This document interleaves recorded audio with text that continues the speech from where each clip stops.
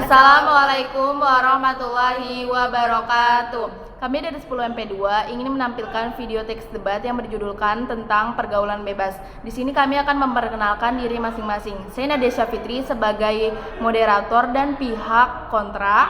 Saya Trendra Tima sebagai pihak pro. Saya Putri Intan Kusuma sebagai pihak netral. Selamat pagi, pada kesempatan kali ini saya akan membahas mengenai pergaulan bebas yang terjadi pada kalangan generasi muda, di mana saat ini mereka sangat vulgar dalam berpakaian dan bahkan banyak dari mereka yang melakukan hubungan pacaran yang melampaui batas, di mana terdapat kabar yang beredar bahwa anak-anak remaja seperti sekarang melakukan pergaulan bebas seperti seks bebas, merokok, mabuk, dan memakai obat-obat terlarang seperti narkoba. Hal ini menjadi tak bisa dikendalikan padahal mereka masih berstatus menjadi seorang pelajar. Lantas apakah adanya kejadian ini akan menjadikan individu menjadi bermasalah? Apakah hal tersebut sudah lumrah dan merupakan tradisi dari perkembangan zaman yang harus diikuti? Inilah fakta yang saat ini harus diterima oleh masyarakat. Sebagai orang tua harus menjaga pergaulan generasi muda agar tidak terjerumus ke pergaulan yang salah seperti pergaulan bebas. Pergaulan bebas yang terjadi di kalangan muda semakin meresahkan masyarakat. Isu mengenai kenakalan remaja dengan berbagai jenis permasalahan yang melanda. Jika dilihat dari empirisme, menyebutkan bahwa saat ini telah ada alat pengaman agar tidak terjadi kehamilan dan terhindar dari penyakit yang menular. Dengan demikian, tak perlu takut jika terjadi sesuatu masalah tentang hubungan seksual. Jika hamil di luar nikah adalah sesuatu yang wajar dan lumrah terjadi, biasanya mereka akan melakukan aborsi untuk menghindari dari permasalahannya.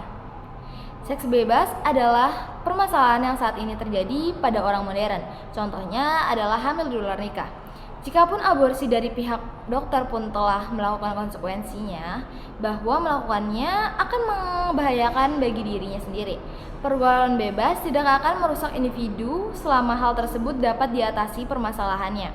Bahkan bukan terjadi pada prestasinya apabila melakukan seks bebas kepada pacar yang mempunyai kesamaan pemikiran, hal tersebut merupakan hal yang biasa saja. Walaupun sekarang ini ada pengaman, akan tetapi hal tersebut bukan sebagai jaminan aman 100%. Apalagi dengan adanya seks bebas, maka akan terjadi penyakit kelamin yang sangat berbahaya bagi tubuh, seperti HIV, AIDS, kanker mulut rahim, dan herpes.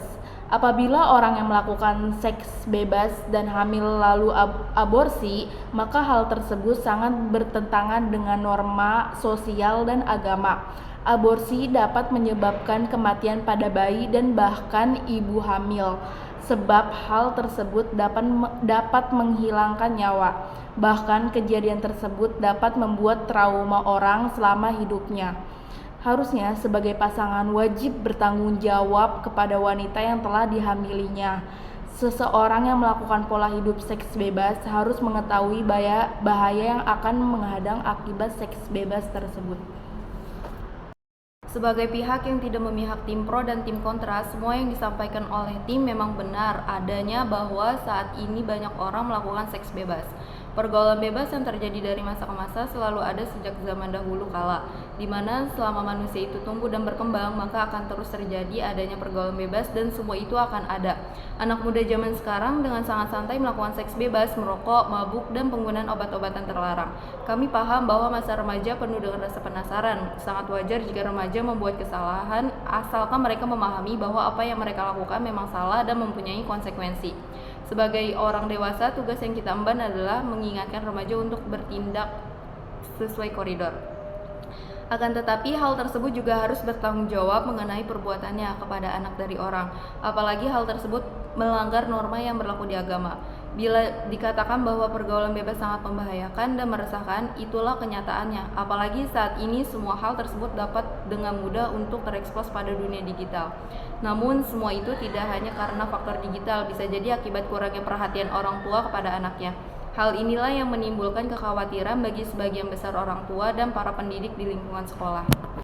Kesimpulannya yaitu kenakalan remaja sebagai hal yang wajar terjadi di usia mereka perlu disikapi dengan bijaksana.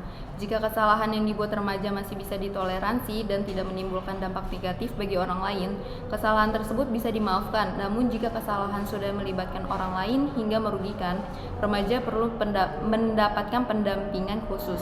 Meski perhatian dari orang tua bukan menjadi penyebab utama dari kenakalan remaja, ada baiknya kita sebagai orang tua juga memperhatikan dengan siapa anak kita berteman sehingga akan meminimalisasi pergaulan yang tidak baik di mana akan memengaruhi timbulnya kenakalan remaja.